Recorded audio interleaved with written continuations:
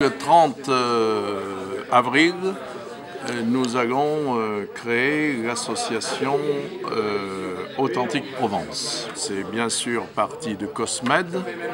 Les adhérents de Cosmed ont décidé que nous étions quand même dans une région qui s'y prêtait au niveau image. Nous avons travaillé pendant 2 ans pour déboucher sur un logo et un cahier des charges d'un produit provençal. En gros, dans ce cahier des charges, vous devez concevoir vos produits en Provence, produire en Provence et conditionner en Provence.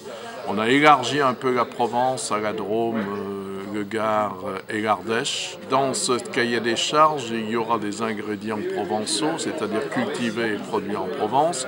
Il n'y aura pas que ça, hein, c'est pas 100% parce que c'est impossible, mais il y aura des ingrédients provençaux. J'espère que nous aurons à peu près 30 adhérents dès le départ qui vont s'engager sur ce logo et ce label. Pour avoir ce logo Authentique Provence, vous devrez subir des audits. On a prévu des audits.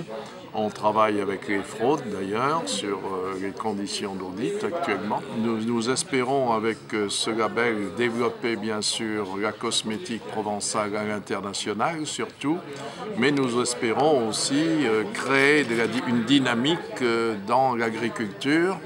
Et donc on a prévu dans notre conseil d'administration un collège agricole et puis un collège institution. Par exemple, France Agrimaire, qui nous soutient depuis le début, est un institutionnel qui va probablement adhérer à notre association.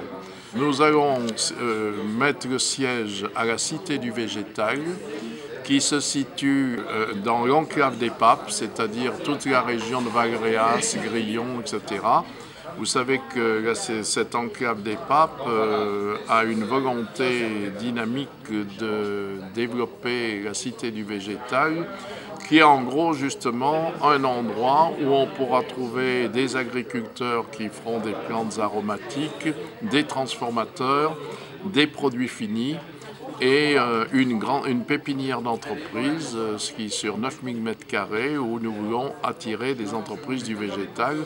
Donc mettre notre siège d'Authentique Provence dans ce lieu est quand même pas inintéressant.